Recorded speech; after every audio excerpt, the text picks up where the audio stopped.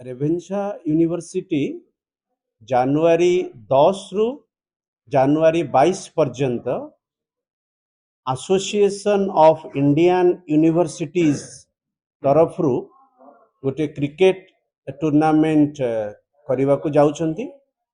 एथिरे east zone रु 74टी university योगदान करिसंती एवं यह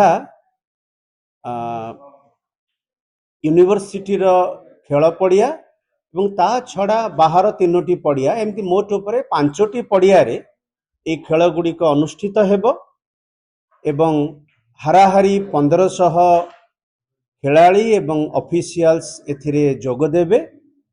तेणु रेभेन्सा पई ये गोटे सम्मानर कथा एसोसिएशन ऑफ इंडियन यूनिवर्सिटीज तरफ आमको यही सुजोग दिया जाइछि। जदि आमे कहिबा टूर्नामेंट कथा ताहले आम पाखरे खेल पड़िया ऑफिशियल्स ये सब अच्छंती एवं खेलटी टूर्नामेंट सुरुखुर रे आमे करि पारिबो। जदि आपण रेभेन्सा कथा पचारुचंती रेभेन्सार क्रिकेट टीम मध्य यथेष्ट दृढ़ अच्छी एवं आमर पिला मध्य एठू क्वालिफाई करूचंती विभिन्न नेशनल एवं रीजनल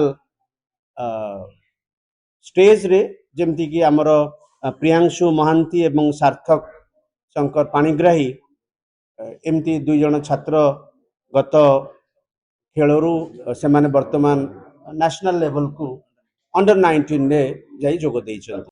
नै भलो खेलाड़ी बाहर करिबा पई दुईटी जिंस दरकार। गोटी हैला खेल पई आग्रह थिबा बा पूर्वरु खेली थिबा पिला रेभेन्सा को आसीबा दरकार।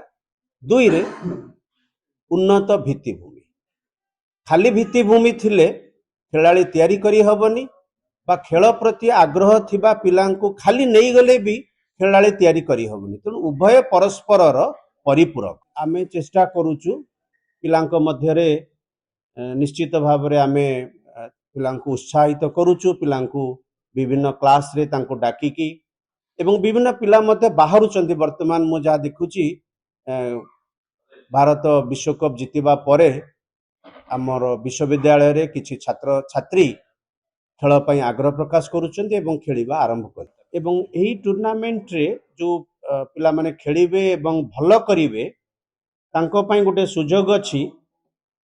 एही टूर्नामेंट रु पिलांको सिलेक्ट करा जाए भिजी ट्रॉफी टूर्नामेंट जोटा कि बीसीसीआई करे। ये गोटे जातीय स्तर रो टूर्नामेंट तेणु एटा बीसीसीआई द्वारा कंडक्ट करा जाए एवं एही एआईयू रो जो टूर्नामेंट हबो ईस्ट जोन रु सेथिरु पिलांको सिलेक्ट करा जिवो। सही भली एही प्रकार टूर्नामेंट मध्ये अन्य जोन रे हबो नॉर्थ जोन साउथ जोन इत्यादि। ये मोट उपरे एही खेल रु ही भिजी ट्रॉफी पई बीसीसीआई पिलांको सिलेक्ट करे।